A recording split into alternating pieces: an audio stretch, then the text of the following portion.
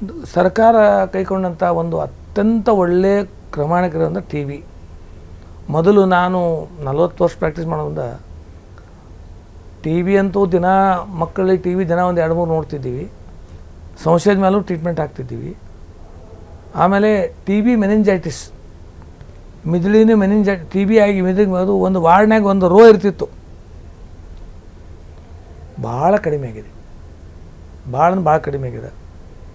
But ಭಾಳ ಗುಪ್ತ ರೀತಿಯಲ್ಲಿ ಬರ್ತದೆ. ಅದಕ್ಕೆ ಡಯಾಗ್ನೋಸ್ ಮಾಡೋದು ಡಿಫಿಕಲ್ಟ್. ಹಂಗೆ ಯಾವುದೋ ಒಂದು ರೂಪ ಬದಲಾಯಿಸಿ ಬರಾಕತ್ತದು ಯಾವುದು ಟಿ ಬಿ.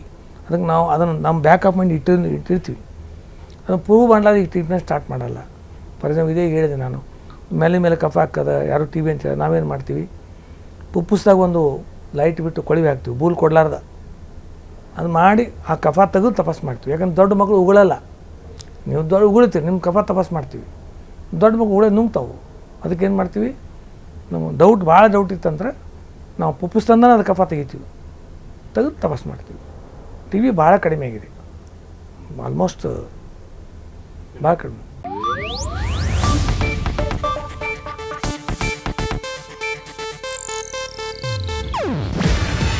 ಇದು ಏಷ್ಯಾನೆಟ್ ನ್ಯೂಸ್ ನೆಟ್ವರ್ಕ್ ಪ್ರಸ್ತುತಿ.